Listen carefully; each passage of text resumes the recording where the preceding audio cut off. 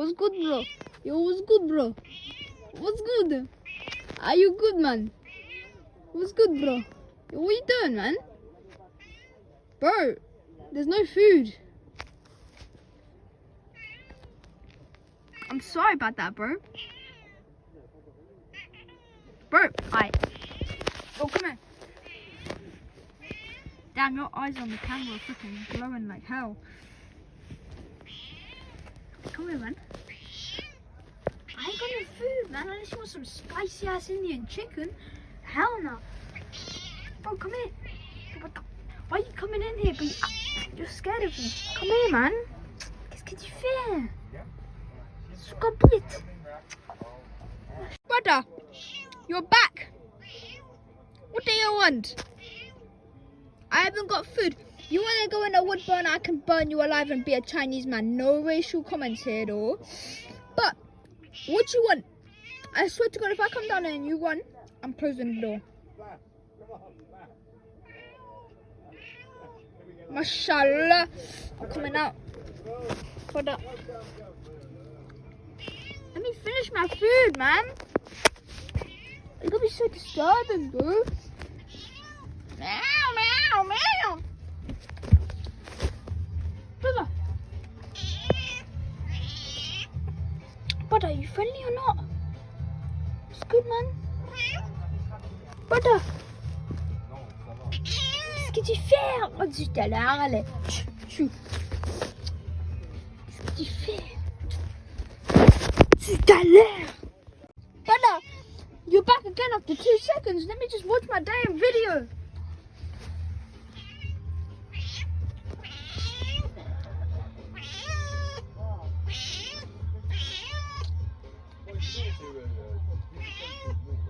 What are you, rabid? Keep it moving, fool. Keep your eyes moving, fool. Alright, bro. You want this? One bucket. What you want, man? You want a big ruffin? You want a ruff? Huh? You want to play rough?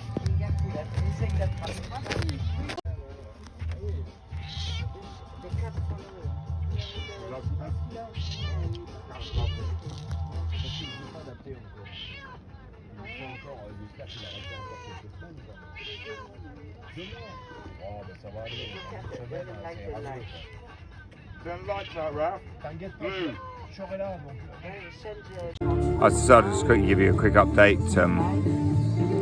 As you can hear, the music's on and the lights are up and the fire's on, and there's a few of us left, and we're just hanging out, talking about stuff.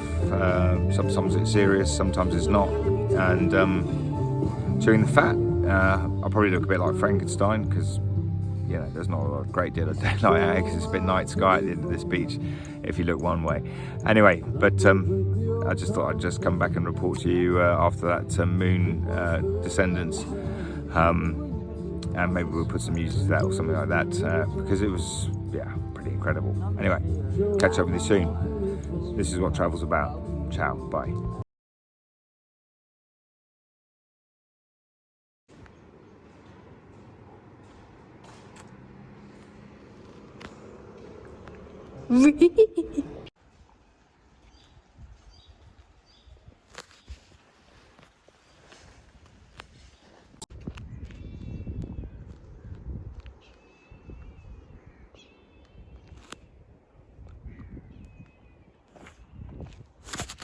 Bomba. Well, hi, it's a big friendly truck here. Obviously, while we're in Uganda doing nothing, I'm sort of starting to tackle now, after we've been here a month, some of the jobs on the list on the truck, and the one I've woken up to this morning is to reseal one of the windows that leaks. So I'll just take you around there now and show you what I'm up to.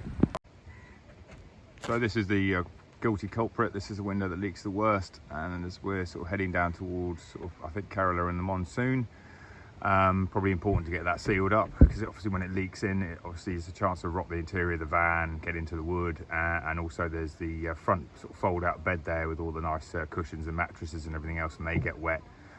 Last time it rained, I had to balance an ice cream container on a couple of hooks and wake up in the middle of the night to empty it. So we're talking, you know, a decent couple of cupfuls comes through there. The silicone all looked good. It's gone a bit dry and a bit flaky. You know, you can see we've got it on the other windows here. So I'm gonna have a bash at doing this this job with some silicone sealant I bought in Islamabad, obviously quality unknown, and obviously want to try and keep it nice and neat, etc., and see hopefully that this will do the job and seal up the truck.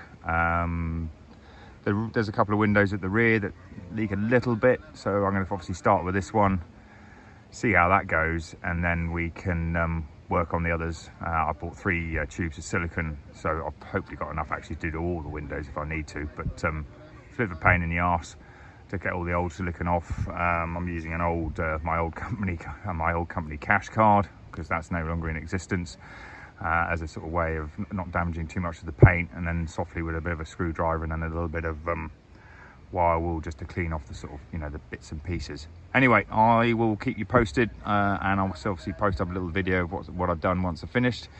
Always truck maintenance, especially when you're driving a 44-year-old truck around the world. But hey, you know, gives you something to do, something to tick off the list. As I say, it's not all showers and bikinis, although, as you can see, the blue pipe on the back of the thing there, we've set up a little shower area for our solar tube that's up there, and that actually works really well. If you have a shower towards the late part of the afternoon, the water is actually pretty damn hot, to be fair, and if you put the pump on, then you get a really good bit of pressure, or you could just use gravity feed from the roof down the hose. Anyway, enough of that. I'm going to get back to silicone, which means I'm going to change into my orange boiler suit and look like something from Breaking Bad, because I don't want to get silicone on any of my clothes because it's an absolute bugger, and gonna get cracking. Catch you later. Bye. Here he is, fixing the air horn. We bought in Pakistan. In Pakistan, we bought it, and starting to fall to bits. Well, it seized because they run out of grease. So I've taken it to pieces. The motor's running now. It wasn't running before. I've re-greased everything. We're going to stick it all back together again, and hopefully we'll have the back again. Yeah. Yeah. And then we're going to adjust the deep horn just so they both run together. Yeah. So you have the and the at the same time. But we're going to touch base with you on that one when we do a sound check. Yep. Anyway, this Big is Friendly Truck. This is Big Friendly Truck. Out. Maintenance time. Out.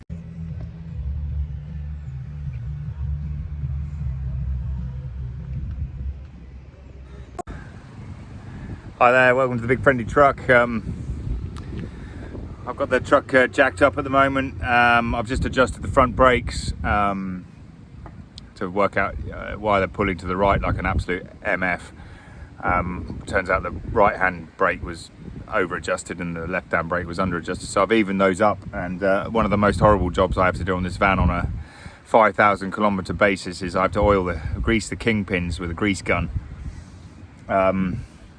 To get grease into the uprights that control the steering. Obviously it's become quite important on the basis that I definitely got a little bit of play in the left hand side wheel, but the good news is since that was checked in Turkey, and obviously we've been through Georgia, Armenia, Iran, Pakistan and India, and covered about, I don't know, 15,000 or thereabouts kilometres, it hasn't got any worse. So keeping some grease in there is obviously a really important thing. I fixed the air horns earlier, the motor had seized, so we've re-greased that and got that sorted. And I've also put both horns on now, so we have the air horn in terms of the foghorn and the Pakistan air horns. And here's my son coming in to duck in and out of the video. So tomorrow's job is to jack up the rear of the van, adjust the brakes at the rear of the van, and also to take one side of the wheels off to clear the oil that's been leaking out of the axle off the rim, so I can see that when we start moving again, whether or not that's still a problem or whether it's stopped. These things sometimes happen, you have to hope. I do have some new seals on the way back from the UK, or being sent from the UK next week, along with a new clutch. That's, as I say, obviously I've been covering this in videos before, that's just to cover off the fact that I do have a working clutch at the moment, but it is wearing and I'd rather have one on the roof, so if we do break down, we've obviously got the parts to get things done, and then it's just a question of, you know, time and spanners, and you're on your way again. We have a new arrival at the van. We have a very noisy cat down here. He chats a lot, and he's been coming up to the van now for the last sort of 48 hours. We've been feeding obviously anything left over from dinner, rice, some Indian chicken noodles, which were definitely spicy, but obviously being an Indian cat, he doesn't really mind about that. Milk, he loves milk. He had 2 saucers full of milk yesterday, As cats and do. as cats do, and he's slowly becoming a little bit more friendly and a little more less frightened as he is. There's a whole ant's nest right here. Yeah, as he's just pointed out, I'm lying on an ant's nest while lying under the truck. I had to cut bits of wood up to support the axle stands and the jack while I'm doing this, because I'm obviously on sandy soil near a beach, and obviously it's a 6-ton truck. The rear will be heavier, I can tell you, because I've been there before, and the jack struggles to lift the rear, but it lifts the engine and the front, absolutely no problem. But yeah, we are slowly knocking off things. We've resealed that window today, and as I say, once I've done the rear wheels and everything else tomorrow, then we're starting to look in pretty good shape until the parts arrive, and then I can change the radiator fan and replace it with one that has the right number of blades, 7 instead of 6. And I can also have, with the feeler gauges, take the top off the engine, and in terms of the oil cover for the tappets and valves, I can re-torque the head down, reset the tappet clearances with a set of feeler gauges, rather than as the Indians did when it happened a little while ago, just using feel. There's a thing called a feeler gauge, and then there's a thing called you feeling it. So hopefully that will quieten the engine down just a little bit, which is, you know, almost impossible, but just for, you know, peace of mind, to make sure that everything is actually done to some sort of tolerance and clearance, rather than just some sort of idea of what it might be.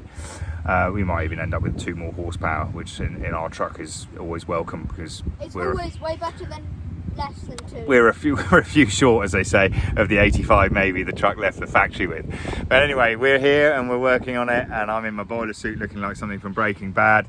I'm now having a beer, and then I'm going to clear all the tools away, put everything away, put the thing back up on the chocks, and look at going to have some dinner and chillax, as Rafi would say. He's done his school today, and he's done his project work, which is all good. Yeah, life's good, sitting here in Goa, and we have some friends coming down tomorrow. Thomas is coming down on his Enfield tomorrow to stay in the truck with his friend, or we'll put the tent out, depending on how long they want to stay for. If it's just a couple of nights, we'll just use the front bed. But it'd be nice to have some London friends down, chew the cud, talk some fluent English, full diction, full vocabulary, no translation required, which will be a bit of a break from what's been quite a lot of translation into French, to the point where last night I was actually dreaming of translating English into French and French into English while trying to go to sleep, which means that Duolingo is probably going in. I'm not rambling. Oh, well, you can always come on the video yourself, man. You know, you can hide away. Well, the paparazzi's coming to get you. Yeah, there we go. He's always good to tell anyone what they should be doing, but when you ask him to do it himself, he runs away. That's kids for you. Anyway, never work with kids and animals. We have an animal and a kid now, so let's just see how things work out for the future. Thanks for watching. Big Friendly Truck out. See ya. When wanna be ya.